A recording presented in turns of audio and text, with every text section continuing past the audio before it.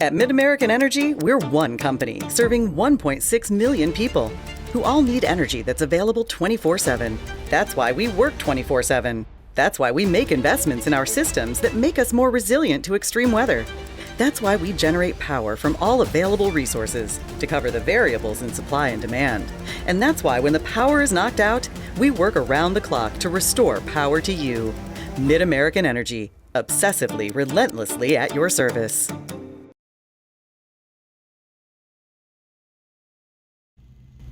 Hi friends, Angelica Vanetta, co-chair of Inclusive ICR.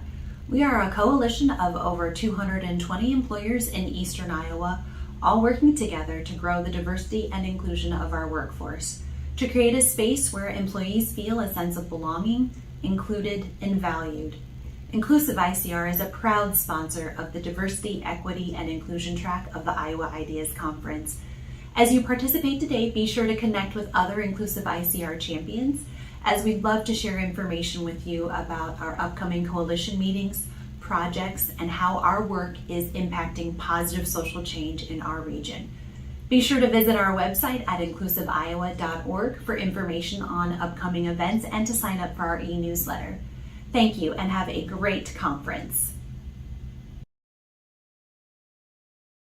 Good morning, everyone. Welcome to our panel. The title of our panel is Environmental Justice in Iowa. And my name is Craig Jamolis. I'm the enterprise editor of the Gazette newspaper. I'll introduce our panelists here in a minute, but first I want to take a minute to thank our sponsors. Their support allows us to put on a conference of this size at no cost to anybody to participate. And so I wanted to especially thank our sponsors of MidAmerican Energy, Driftless Water Defenders, and the Great Outdoors Foundation. They are sponsors of this track. Plus, our overall presenting sponsor of all of Iowa Ideas is ITC Midwest, which maybe people know as the grid company. They help manage the power grid in this part of the country and work closely with Alliant and MidAmerican and others. And we certainly want to appreciate the support of these sponsors for being behind the statewide conference that seeks ideas to shape a better state of Iowa. So thank you very much. And I'll introduce our panel. We're very lucky to have with us two people who are very passionate about the environment in Iowa. I'll just kind of go in order here. Cody Smith is the director of climate initiatives for the Iowa Environmental Council. If people are not yet familiar with the IEC, it is a nonprofit that's been around for more than 25 years. It has more than 100 members in it, from individuals and groups. And I won't do justice to the all the groups involved, but they range from everything from like the Blank Park Zoo in Des Moines to Lyndon Johnson County Conservation Department to Trees Forever, which all of us who lived through the derecho know very well. And I should mention also that Cody has done work in the past in the Cayman Islands and Brazil. Lucky you for doing that. But has done work in Iowa and Indiana as well. We also have with us Chris Jones, who is president of the Driftless Water Defenders. He is also author of Swine Republic, The Truth About Iowa's Water Quality and Agriculture, which is, I think, correct me if I'm wrong when we get to you, Chris, I think that's in like the fourth printing or maybe more. Very popular book. He's also a blogger, and he is a retired University of Iowa research engineer. And obviously his name is very familiar to a lot of people. So welcome, panelists. I want to start our conversation a little bit just by kind of define a little bit better environmental justice. I think people have a little different ideas in their mind about what that might mean. And so I wanted to start just by reaching back in time a little bit um, to something that Chris Jones became very famous for at the time, famous in Iowa for at least. Um, and that has to do with a essay he wrote back in 2021 that appeared on the Civil Eats website. And if you'll indulge me for a minute, I'm going to read just a little excerpts from the story we wrote about it at the time. So you kind of know what that was about. Um, uh, the lead of our story was University of Iowa faculty members said they were surprised by an email from an Eastern Iowa lawmaker who indicated his support for the programs at the university and tenure protection for the faculty was in jeopardy after an opinion piece written by a UI researcher about race and water quality. And of course, that professor was research engineer Chris Jones. The Civil Eats piece he wrote was adapted from one of his blogs, and it talked about how low-income and minority Iowans are disproportionately impacted by poor water quality. And he focused on Ottumwa, which is actually where I grew up, where 14% of the population is Latino and 5% is Black. The city draws water from the Des Moines River, and it is in fact, it has high levels of nitrate, uh, primarily from agriculture, and their water treatment plant is older and is struggling to keep up with. And there's a quote from the story that I'm interested in that probably gets us closer to our topic here. The representative said um, he focused entirely on Black and brown communities. There are communities all over the state that are primarily Caucasian that have the same issues that may not be able to handle their wastewater. It's a socioeconomic concern rather than a racial concern. I don't think race needs to be brought into that at all. So Chris Jones is here to speak to that. And my question is definitely the representative was right that there is a social and economic angle to water quality. Why did you feel compelled to bring race into it, race and ethnicity into it, and why is that important in defining environmental justice? Chris?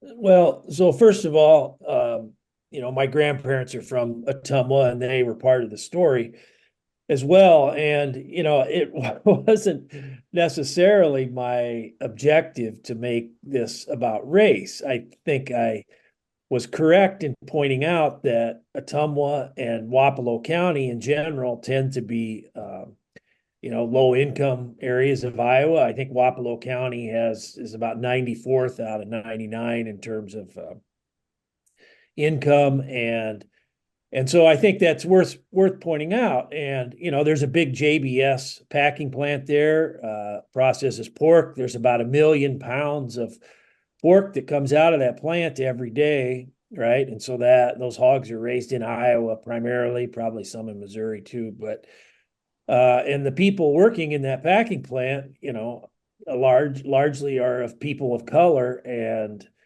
immigrant people that have come here to work and better their lives. And so, upstream causing the pollution, we have a landed gentry of mainly older white males. Over 99% of Iowa farmers are white. And, downstream, we have these people that are dependent on the hogs for their livelihood, but they're also people of color and they're also victims of the pollution. And so, how is that not a story? Right? I think the basic fundamentals of the story are interesting here in that these people are dependent on their income on the hogs, but then, the hogs are also the source of the pollution. And the fact that many of them working in the packing plant, it's worth mentioning, of course, that they're people of color, but really that's almost beside the point. but just the introduction of the idea that there is a racial angle here really offends people. And so I will say, as we were saying earlier a few minutes ago, even members of my own family got a little upset about that piece. You know, people that don't necessarily share my perspectives on things. And so I think environmental justice, it's a thing. There's no doubt in the scientific or in the scholarly literature, you know, it will tell you that low-income people, people of color, are more often to be victims of pollution. And so there's no doubt about that. Picking up on that a little bit, I know that Cody's group has also identified Ottumwa and some of the communities in Iowa that they're working on. And I just wanted to shift to Cody a little bit to talk about first, before we move on to the broader perspective of Cody, what the group is up to.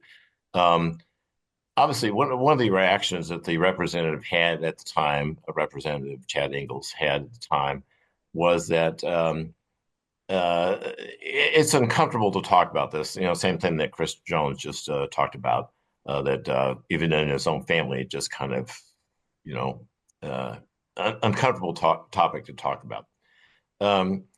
But I just wonder if, Chris, if you could talk a little bit more about race and ethnicity. Chris talked about this a little bit, touched on that they tend to have, people of color tend to have a more impact of the burdens of the environmental problems.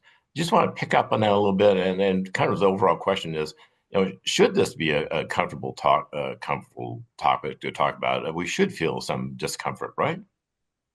Well, thanks for having me on today, Craig. I'm excited to be a part of this conversation, and thanks, Chris, for your comments.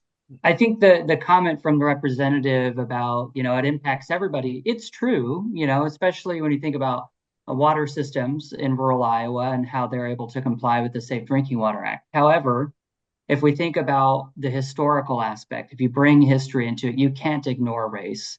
And I think the point of environmental justice, the definition actually from EPA, is that they include in a meaningful way people regardless of, and that's the language they use, race, ethnicity, national origin, all of these different things. To credit my friend Manisha Paudel, who serves as the Chief Equity Officer for the city of Des Moines, when I asked her this question, she had responded, there were laws made specifically with regard to race, ethnicity, national origin. And I think that's a very valid and prescient point when we discuss environmental issues. Because if you think about the impacts of water quality and other environmental issues, there's a historical targeting, particularly of Black and immigrant and indigenous communities in Iowa through policy. And so if we think about what the water quality impact is for vulnerable communities in Iowa, let's look at Waterloo.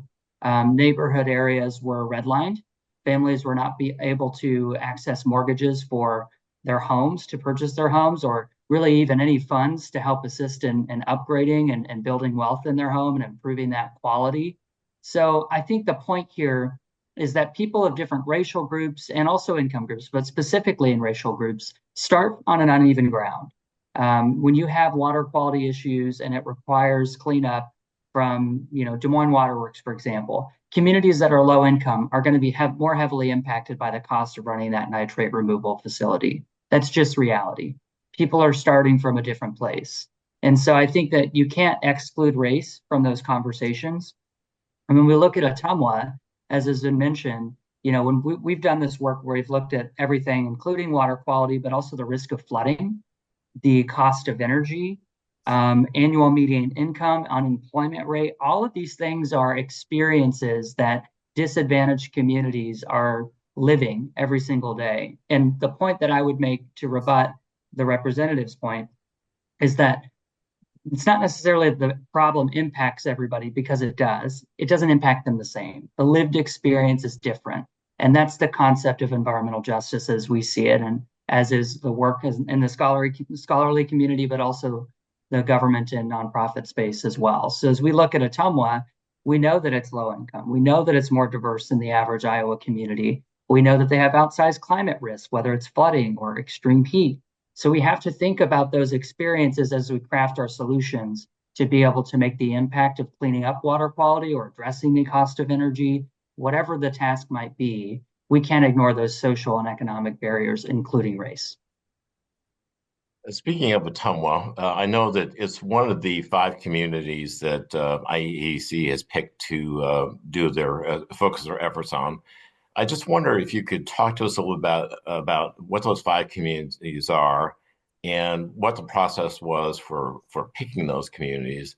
And later we can talk a little bit about what's going on at the communities, but just talk about what are the factors that went into picking these communities around the state that the council is really focusing its efforts on.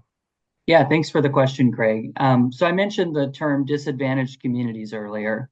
The federal government has defined disadvantaged communities at the census tract level based on both income and outsized climate risk or environmental pollution burden. So I mentioned a few of those already, like flood risk. That's a climate risk that's going to increase in Iowa, and we've already experienced that. The cost of energy is a share of your income. If you pay over 6% of your annual income on your energy bills, you're considered to have a high energy burden. And we've also looked at the projected amount of loss for agricultural products over the next 30 years. So those are some of the factors that go in there. But the important point is that it includes environmental and climate burdens, but it also includes the income and economic indicators, unemployment, annual median income. So they've defined those nationwide at the census tract level. So here at the Iowa Environmental Council, we took all of those disadvantaged census tracts in Iowa, and we looked at them, we mapped them out. We mapped them by these different factors of cost of energy, flood risk, all these other things I've been mentioning. And we figured out where in the state our efforts as an organization, as we implement environmental justice programs with the federal government as a partner, but working with community-based organizations, how do we work to empower these communities? Because we don't think it's our job always to lead. A lot of times it's to listen about their lived experience, about what the actual problems are, and then work with them to empower them as a community to create locally driven solutions to address the issue. So looking at Ottumwa, let's talk about the cost of energy. If somebody decides that the city or let's say a private developer, I'm not even sure if they have municipal utilities, so forgive me if I get this wrong, but perhaps a community solar project would be an opportunity for them to reduce their energy rates. That's not something for us at IEC to decide, but we can help bring the right stakeholders into the room, help them craft a solution, and potentially access federal funds to help them do that at the same time. So we've got Ottumwa, Cedar Rapids, Waterloo, Sioux City, and Des Moines. Those were the 5 communities that rose to the top. Not to say that these challenges don't exist in rural communities, because they certainly do, or even mid-sized communities. We have another 5 of Storm Lake, Keokuk, and a few others that we've identified for future work. But we've got to start this work somewhere, and we want to make sure that we're leveraging relationships we already have while prioritizing building new ones to get this work done. Those are the communities that seem to be on steroids when it comes to be having the metrics that all align that need some help. Do you want to talk a little bit more and share with us a little bit more about what you have going on in these communities? I know they're all disparate, but I wonder if maybe you could pick one or 2 and just talk a little bit about kind of what your efforts there are, besides just identifying, but what do you do on the ground? Yeah, I'd be happy to talk about that. So we have a partnership for our environmental justice and health equity program with the state of Iowa, actually through the Department of Health and Human Services, but it's funded through the US EPA. And this program is really focused on raising awareness of environmental justice and health hazards related to the environment. So whether that's inside or outside the home. So is it lead paint? Is it a lead service line that delivers water from your drinking water utilities main line to your home? Is it related to mold in the home? All of these different things. Is it outdoor air pollution? So helping identify on a community level, let's start here in Des Moines as an example. What are those challenges? And then how can we help you educate folks to build capacity to address the issue? So we're working to hire and train environmental justice navigators across the state with our locally based partners. So here in Des Moines, the Iowa Statewide Baptist Convention is our partner, and they will hire and host 2 of these navigators. And what they'll do is we'll train them up on environmental justice issues so they kind of know what the science and research and information is behind all those issues I just mentioned. And then they'll be equipped to go out into the community, host public events, community education events, participate in tabling at different conferences, embed themselves in the community even further, and they should be representative of those communities to start with. And we're trying to reach priority populations, including refugees and immigrants, people of color, low-income immigrants as well, and work to make sure that we have the resources in place that they can access funding opportunities to address those issues. So that it gets into another program that we have is Iowa Environmental Council is the Thriving Communities Technical Assistance Center partner for the state of Iowa. So we work through on a regional scale with the Wichita State University Heartland Environmental Justice Center. And we help connect communities with federal funding to address these issues that we're learning about. So we have resources to help them identify programs, see if they're a good fit, provide technical assistance about getting their applications together. And we've been working with other partners in the state, including community foundations through their statewide network, the Iowa Council of Foundations, to provide access to a grant writer to help them write those grants as well. So it's really a start to finish, identify the issue, educate folks about it so they know how to involve others in the community, help make connections for those people, and then ultimately get access to the funding so they can fix the problem. So where are you in this process? Is it just getting underway, or has it been going on for some time? Kind of where are you in starting this process? Yeah, it's been a process for anybody who's managed federal funds Yeah. before. It's been a long process of getting the funds actually in our hands, but I'm happy to say that all of that work has been started officially within the last 2 months. And so we've been hiring staff on our end to be able to get that off the ground. We are further along in this health equity program than we are in others. But we're standing up a different program as well, where we'll select 4 communities, which we have not picked yet. So if you think you're a good fit, let me know. But we'll pick those communities based on, again, those indicators of disadvantaged communities and having a local community-based partner who can serve as a resource and a guide to our target populations to stand up environmental justice leadership cohorts. And those cohorts, again, will be trained. And ultimately, at the end of this process, they'll leave with a project plan and a stakeholder coalition of the decision makers that they need to involve to get the work done. So that's another program that we're starting. But we're early. We're starting to make sure that we're getting the resources and staff and programming in place. But I'm really excited over the next 3 years, which is typically the project term for these programs, we'll be able to get some meaningful work done and stood up. Let me go back and just pick up on something you mentioned here, just to reiterate a little bit. Could you tell us more about these 4 communities that you're selecting, and what if people watching are saying, "Hey, my community might be one of them"? Talk to me a little bit more in detail about what you're looking for, and what should somebody go to the website and say, "Yes, I'm interested," or how do they go about expressing interest in being one of those 4 communities?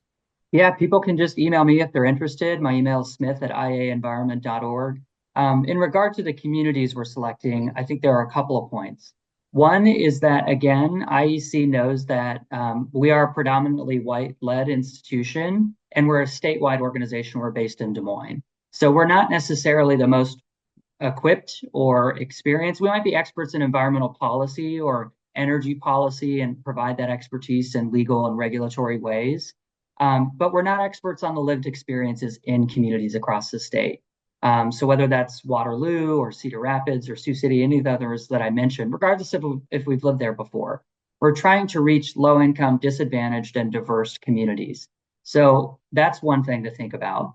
And then also, thinking through, do you have an environmental issue that folks have been working on for years, or is a problem, but maybe don't have the resources or the guidance or the connections to start making projects move forward? One example I can think of is in Waterloo, there's the Chamberlain site that has been a contaminated brownfield site for decades.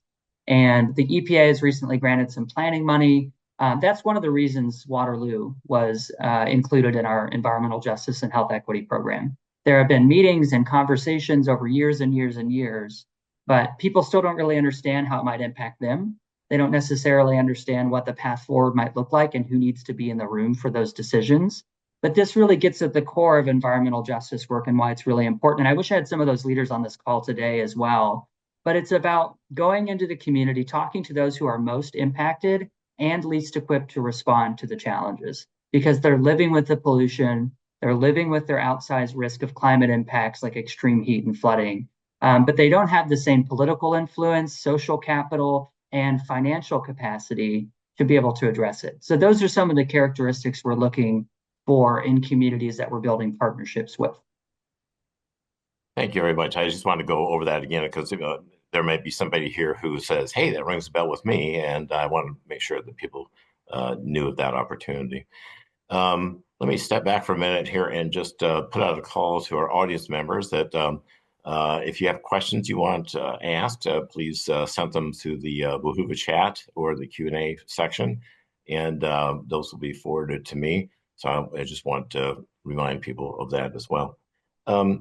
We talked a lot about, Chris or Cody, you talked about a lot of different topics from, water quality to, air quality to lead pipes. In fact, we have another Iowa Idea session entirely devoted to lead pipes going on also.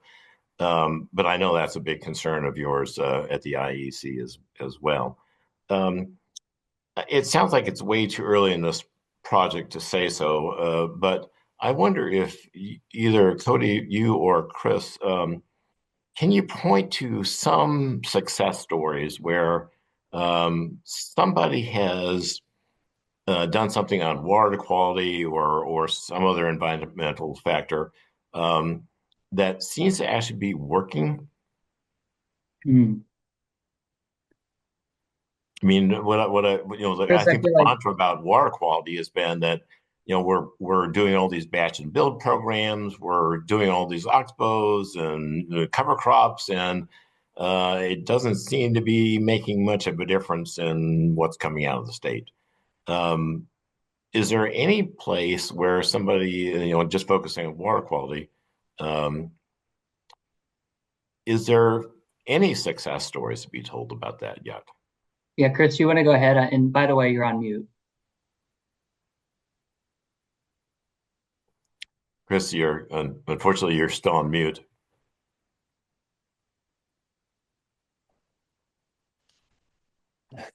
There we go.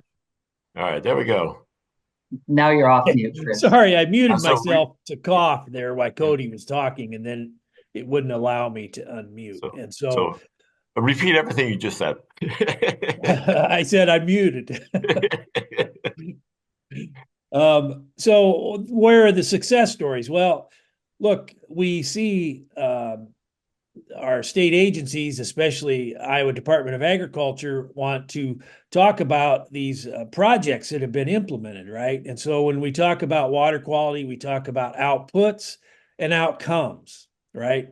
And so outputs are the dollars spent and the projects implemented and field days, how many field days we've had and how many brochures we've sent out to farmers and all these sorts of things.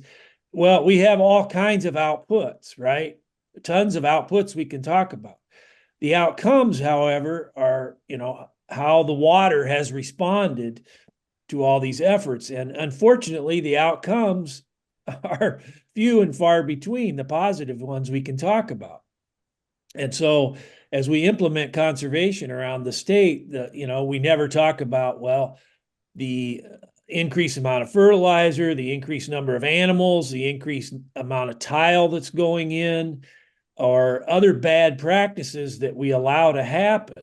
And so, sure, it's great. We can go out and slap something in the ground on some farm and then, get a story in the Gazette about it. And then that makes everybody feel good. But what are the outcomes? And so when the taxpayer is spending their money, when the taxpayer is having their money spent, we need to have some accountability here. Is this money producing the outcomes for average people? And so is our water cleaner in our rivers? Is our drinking water safer? Are our beaches getting any better? And we don't see those sorts of things happening in Iowa. And so that tells us the way we're approaching this is not right. And these outputs that we want to talk about all the time are not an indication of success. Unfortunately, here in Iowa, in terms of nutrient pollution, which is our main problem, we really have not seen any progress. We saw this past summer, the beaches, we had more beach closings in any year going back to 2014. And so we still have the Des Moines Water Works removing nitrate. They installed their nitrate removal system in 1992. Here we are, 32 years later, and Des Moines still has the same problem. So, if there's success stories, I'm happy to write about them and talk about them, but nobody brings me any success stories in terms of the outcomes, right? And so that's what we need to demand as taxpayers here in Iowa. Mm-hmm. And yeah, go ahead, Cody. I was going to say, Greg, if you don't mind, I'm going to broaden your question out a little bit. Sure. It was evident in the opening when we were talking about the representatives' comments, but there's this large sense at the state level, I would say, from our elected and appointed officials that environmental justice and these environmental and climate initiatives that we might be working on are some sort of out of touch or ridiculous proposition because we're talking about justice and race and other things, as we've talked about. I just want to reiterate that it's not. It is looking at where people in the community are starting out from. If you grew up in a red line neighborhood and you're a third generation Black Iowan, your family has not had the chance to generate the wealth that a family that was maybe on a farm in Western Iowa that was white did. And that was specifically based on that experience of being Black. And so thinking about all of that and how it comes together, it's just realizing that everybody doesn't start from the same place. And so when I think about success stories, it's in that framework of doubt and really sometimes obstructionism on both water quality, but also climate from the state level. And I'll give you one example, and I'll turn it into a success story as you asked. So the governor said no to the climate pollution reduction funding, which would have allowed the state of Iowa to develop a statewide climate action plan. They said no. And so as a result, the federal government had written into the program, knowing that this might happen somewhere, that it would go to the two largest metropolitan statistical areas in the state for the local governments to do the planning instead. So when that happened, it went to central Iowa, led by Polk County, and then eastern Iowa, led by the East Central Iowa Council of Governments. They both developed a pretty robust preliminary climate action plan, and they were able to get that done, whether it's an update to greenhouse gas inventory or think about everything from wastewater treatment to transportation. And I think those plans in and of themselves and the collaborative effort should be commended as a success story.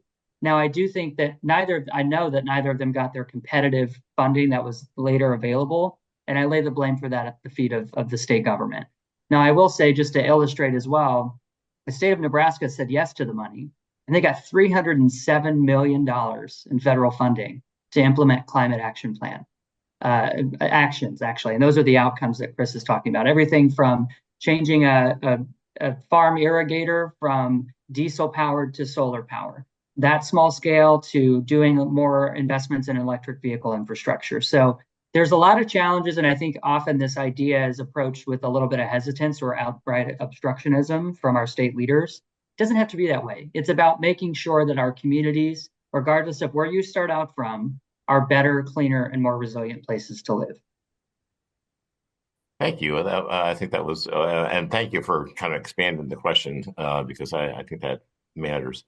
Chris, when you were talking before, I couldn't help but thinking that when I was growing up back in the olden days here in the 60s, I can't remember anybody ever talking about water quality. I just don't, it never came on the radar screen as far as I was aware. And then after I graduated from the University of Iowa, I moved and was gone all my life. And then I moved back to Iowa in 2015, propelled to take care of my ailing parents at the time. And when I got back here, it was all of a sudden I was just hit with water quality. People were talking about water quality like crazy. And it was like, what happened? I didn't know what they were talking about it. It seemed like far from my mind that Iowa would have any water quality issues at all. But boy, did I learn. We were very fortunate on our staff to have Orland Love, the environmental writer, who schooled me quite a bit on water quality here. And so now it's something we talk about all the time. And as you mentioned before, that we had the highest number of beach closings since 2014. If you look at just the number of beach advisories just for bacteria, it was the highest since 2020. I'm sorry, 2010. Yet, a lot of people, I think the majority of people, ignore the warning signs. State parks put up warning signs, say, "Hey, swimming is not advised here," but people do it anyway. And I just wonder, Chris, and probably Cody as well, but let me start with Chris. What is why do people ignore this, and what are the consequences if there's a beach advisory and nobody pays attention to it?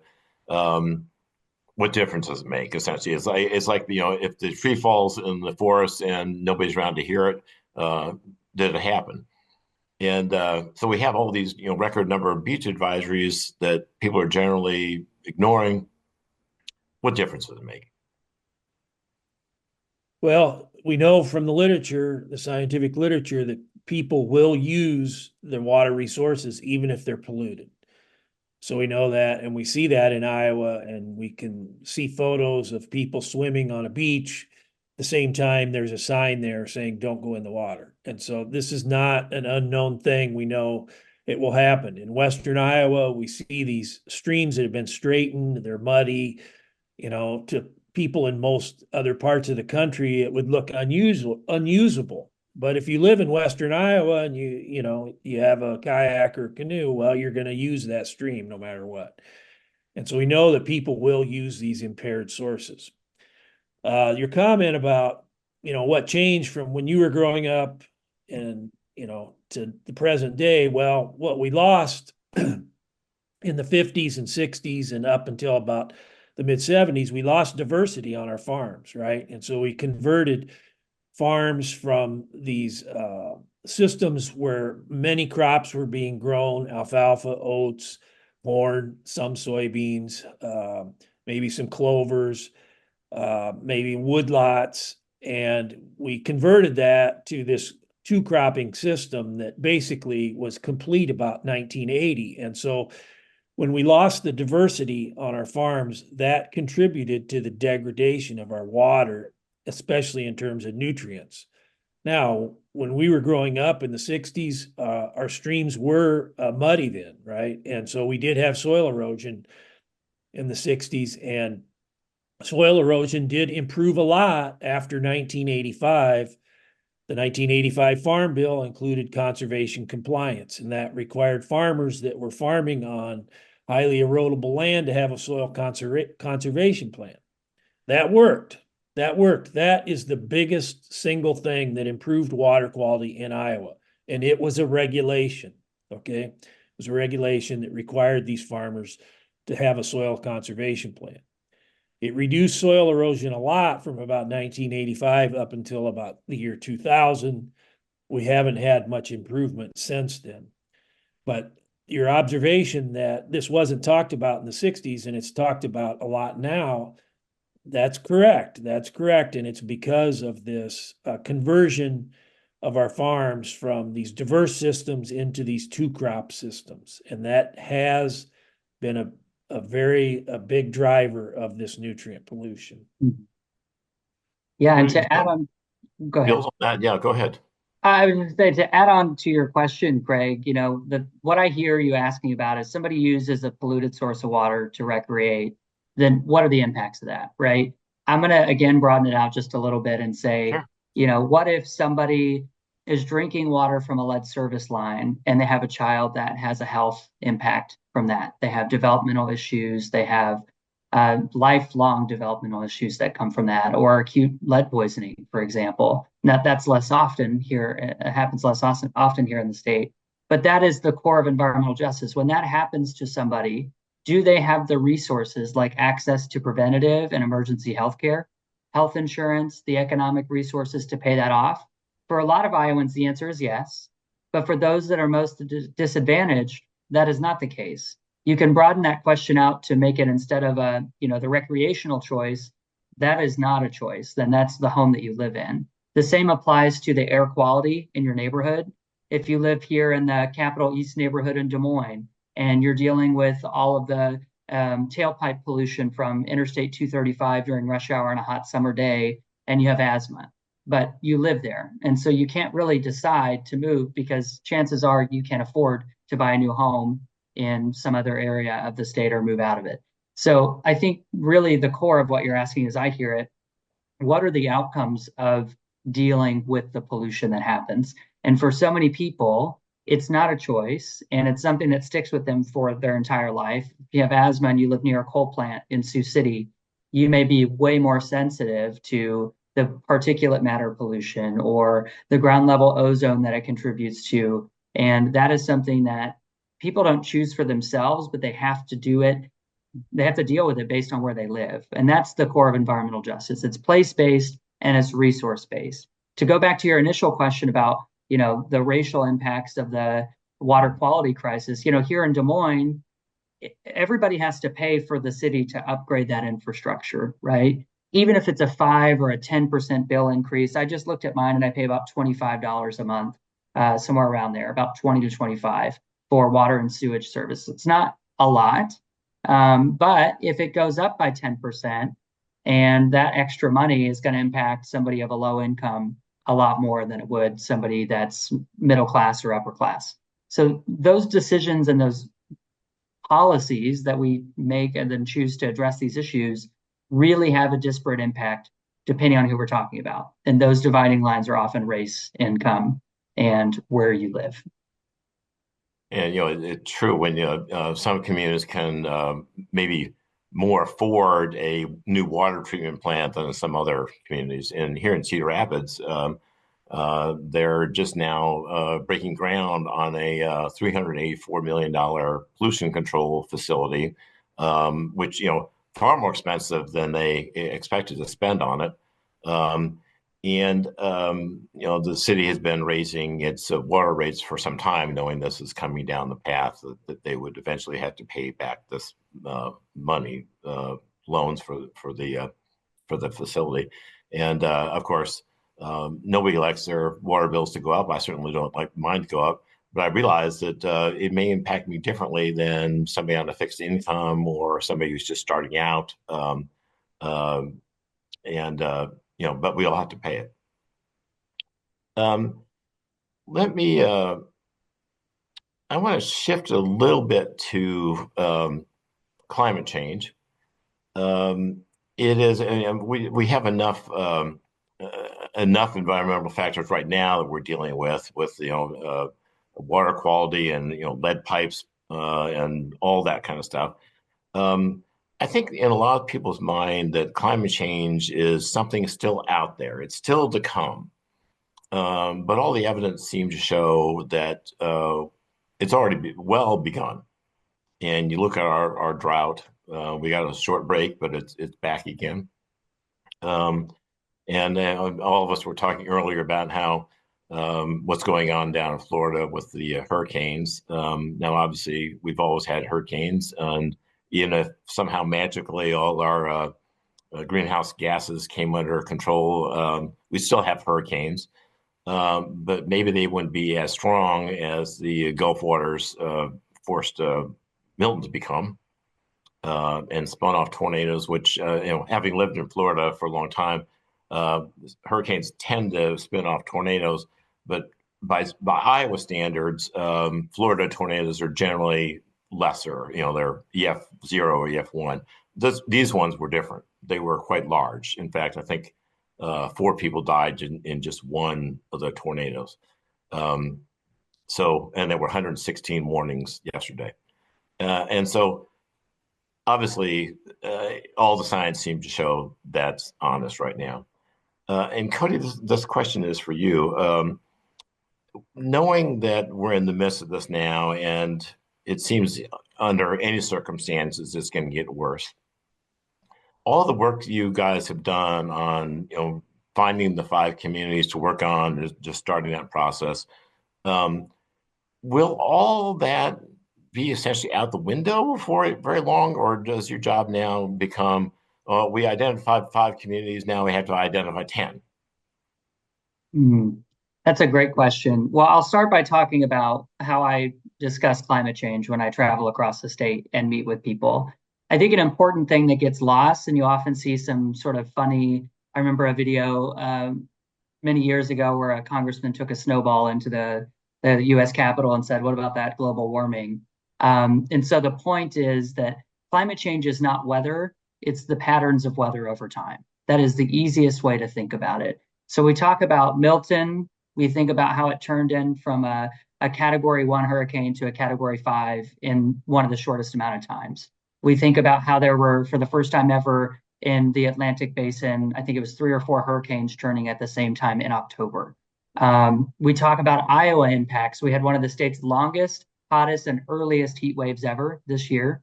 The Greenfield tornado that went through was the 3rd strongest by wind speed tornado that has ever happened in the United States history. So these events keep happening. I think it's Northwest Iowa and Spencer. They got like 18 inches of rain in 2 days, which led to the flooding of Spencer just a few months ago. That's actually more than some communities in Florida have gotten from a hurricane. And that happened here in the Midwest. So I don't think any place is safe from climate change, including Iowa. And Asheville, North Carolina would be another recent example from Hurricane Helene and the devastation there. And so we have to think about, what does that mean? And when we talk in climate circles, whether it's scholarly circles or just doing the work in communities, there are kind of 2 ways of thinking about it. There's the mitigation side, which is reducing our emissions and our contribution to it. And then there's the adaptation and resilience side. How do we deal with the impacts that happen here in Iowa? The main impacts that are going to happen here in Iowa include flooding, extreme heat, and droughts, and among other things, but those are the top 3 that I think about. So our droughts will get more intense, they'll last longer. Our rain events and precipitation events generally, including snow, will happen less often, but when they do happen, there'll be more of it. And we have all the data to support that. Overall temperature has already risen by a degree. Our annual precipitation has already risen by 2 inches per year. So we're thinking about, that doesn't sound like a lot, but when the things that happen are more intense, like a heat wave, and it's 105 in Iowa for 5 days in May or April even, those things have to make us reconsider the systems in which we protect people, right? One example I can think of is LIHEAP, the Low Income Home Energy Assistance Program that helps people pay their bills when they're under a certain income threshold. It doesn't cover summer cooling. It only covers winter heating. And so as we think about how this changes, our policies and systems need to adapt to that. And to answer more specifically your question about our 5 communities, we're choosing those to get, I would say, a couple of things done. The work I've just described before, but also to start to build a network of understanding and action on these issues in the state, and then also use those as models for other communities across the state that have that. It doesn't mean we won't be working in those communities. Several of our programs are actually statewide, and we're always available to help people identify projects and get funding through our Thriving Communities program I mentioned earlier.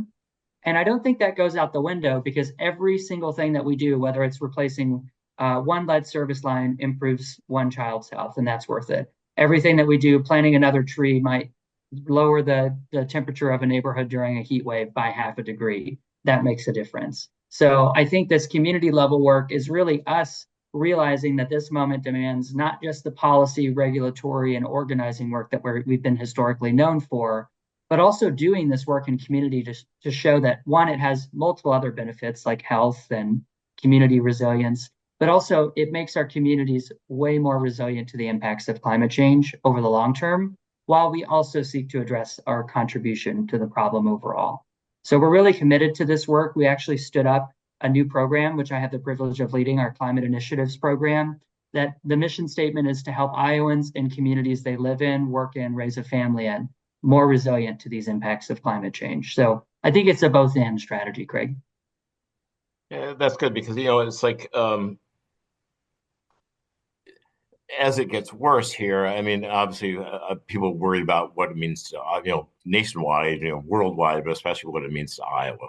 And I don't, I don't know what that means into the response in Iowa. You touch on a word that I'm hearing so much in this conversation, but also in other panels I've had in the past, talking about resiliency and the need to build resilient systems, whether it be for water quality or for lead pipes or something like that to make it resilient. And I just wonder if you could talk a little bit more about when we talk about building a resilient community. Do you have any? I mean, what are the hallmarks of something being resilient? That seems to be the buzzword these days. Yeah, I'd be happy to talk about that. There are specific things that communities across the state are already doing. Some of it's related to disaster response, like, for example, the derecho and the tree canopy issues that we have. But every tree that the city of Des Moines is planting through the new USDA funded community forestry project that they have, it's 6,000 trees, if I'm not mistaken, in the next few years. And they're going to be planting those in areas that deal with extreme heat differently. I often talk about this as I live here in Des Moines and I live actually here in the downtown East Village area. And there's not a lot of trees that get super hot, especially during the heat waves, because there's a lot of pavement. But on the southeast side of Des Moines as well, there are so many areas that just don't have a tree canopy. So everything that they do to plant one tree that's going to provide shade in the future, that's resiliency in the point that people can experience heat a little bit less unbearably. And that's the adaptation side of this work. When we think about other communities across the state investing in flood mitigation infrastructure, whether that's natural or gray, such as, updating stormwater management systems, those types of things, it really comes down to how people experience living in their communities when it comes to the experiences of living with climate change. So as we have more heat, more flooding, more storms, higher winds, whatever it looks like, what are communities doing across the state to make that just a little bit better, a little bit more bearable, plan for the future, and make sure that the next big storm that happens, because it will come, whether it's another derecho, another tornado, another flood, it's going to cost billions of dollars. I noticed in the intro here in the climate statement, they talked about Iowa has had U.S. has had $28 billion disasters in 2023. I mean, that is going up and up, and Iowa is, of course, one of those from the derecho in 2021. So thinking about how that might impact us, resilience is about looking forward with these things, including environmental justice and whose communities are most prepared and whose are not as we move forward. You mentioned climate statement, and I want to talk about that for a minute. Maybe that will be our last topic before we adjourn for the day. This week, the Iowa climate statement came out, and that is a statement that's written and signed by, I want to say, 186 scientists and researchers in the state of Iowa. And they typically talk about the need for solar energy and improved water quality, things like that. This year, they took a different tact. I think they're worried that with all there's a high level of anxiety where people are saying, there's nothing I can do. It's an international problem and some government, needs to take action. It's just out of my control, and just kind of feel overwhelmed by it. And so the statement this year was geared less on big topics and more on individual actions that people could take in their daily lives to affect climate change. And they recommended all kinds of different things, including riding your bike more often, buying an electric car, eating more vegetables instead of meat or things that could be replenished, and that seems like it's all good advice. Um, but at the same time, my reaction to that, especially with this session on my mind, I was thinking in my mind that if I had to read the climate statement on the floor of the Tyson meatpacking plant in Columbus Junction and told people to ride their bikes to work more often or buy an electric car, I would probably be booed out of the place, perhaps. We've written before that a lot of the immigrants who make up a high percentage of meatpacking plants often will drive 4 or 5 hours to get to work every day and carpool. I think telling people that, hey, you should bike to work more often. I don't think that's going to fly. Anyway, my reaction to this was I thought that was all good advice, but I thought it was maybe a little bit tone deaf. I just wanted to get your reactions, both of you, to kind of what you thought about that climate statement, but more in general, um, what the statement is trying to accomplish. Well, I think one thing we need to remember here, when we talk about this environmental justice, it's not just about race, it's about power. Okay. Right. It's about power, who has it and who doesn't. And people feel desperate, right? Because they feel like they don't have the power, and the power has been concentrated within a few hands, both in Iowa and within the state. And yes, our choices as consumers matter, right? There's no doubt that they matter. But, if you drive through Solon and you get on the north side of Solon, there's a billboard there that says, "Save your spork, save the world." Well, I mean, that's how I view this climate statement, basically. Nobody's going to save the world by saving their spork. And, nobody's going to save the world by eating tofu. And nobody's going to save the world by riding their bike to work. Those are good things in and of themselves. But what we have here is an issue of power. And so people that have it are the ones that are polluting our water. They're the ones that are polluting our air. And they want us to be distracted by these sorts of things that they mention in the climate statement. And so, yeah, reuse your straw, ride your bike, spare me. Let's talk about the issues here. It's people with power that are doing the polluting, and that's what we need to talk about. Well, thanks for that, Chris. I'll go ahead and jump in as well, Craig, if you don't mind. Please. I do really appreciate that this comes out every year, and I want to give my respect and thanks to the researchers that put it together and speak out, because I think we need more voices, credible voices, especially like theirs, talking about climate change every year, because we don't have enough of that in this state. I do, however, as I read through this, I think about some of the individual actions that they have, and I think it gets at the core of our environmental justice issues and challenges in the state. You mentioned an example about the Columbus Junction meatpacking plant. I just spent 2 days up in Sioux City last week, and I learned a story about new refugees that have been resettled to the area working at one of the meatpacking facilities there. And the closest bus stop is 2 miles away, and they walk the rest of the way in the heat of the summer. So saying ride your bike or maybe take public transit, it doesn't matter if the closest stop is 2 miles away. It puts your health at risk. And the only other alternative that you have is to buy a car, or an electric car in this case, which there are tax credits and things to move the needle on that. And I think anybody who wants to and can should. I think that's a great thing, because it's good to empower people to feel like they can make a difference. And I believe that's what they were trying to accomplish here, so I credit them for that. But if you think about public transportation, who's investing it? Chris is right. We don't have the right power and control and investment to reflect the values in this statement. Thinking about access to clean, healthy food. Food access and food security is a huge challenge, especially the healthy, nutritious food. It's not as simple as, buy more broccoli, when maybe even farmers in this case. I grew up on a farm in a low-income farm family, and we had hamburger for almost every meal because that's what we had. We didn't have the vegetables throughout the year unless we canned them ourselves. So thinking about the infrastructure and the policy decisions behind all of these things is really key to environmental justice, because without the right voices in the room and the right investments, these might be obtainable, but only for people of a certain income, and for those of them that even know that these options exist and can access them. And I'll make one more point about the energy efficiency updates. This is a great example of why policy and power is important as well. They mentioned the energy efficiency, more energy efficient appliances and home appliances like a water heater or a stove or a refrigerator, whatever that might look like, being more affordable than ever.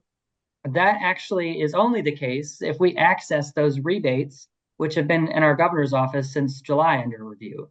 And there is a recent announcement from South Dakota that they're not going to pursue those rebates, take 30% off of the top of that. And I'm actually speaking later today with some utility folks about how we might align some more incentives. But when a water heater is $1,234 and we only have an incentive to take 30% off that purchase price, that's still several $100s that somebody would have to purchase. And most folks that are going to need more efficient water heaters, I wouldn't say most, but a large sizable portion are going to be renters. And it's not their choice to make anyway. So again, it goes back to power. But I'll stop here. I know we're getting at the end, and I just want to say thanks, Greg. I appreciate the opportunity to talk about this. Yeah, we are coming down to our hour time. Time went very fast. I want to especially thank our panelists. You guys have been great in giving us things to think about, and just talking with you in advance and during the session, I've learned a lot. I want to tell people in our audience who are staying with Iowa Ideas that just flash forward, if you can make the 4:00 keynote from Harper Steele, you definitely want to see that. She's from Iowa City and was a lead writer, comedy writer on SNL for years, and has an interesting story to tell. So if you can make it to that, great. Iowa Ideas continues tomorrow as well, and hope to see you there. In the meantime, thank you very much, and thank our sponsors, and thank you.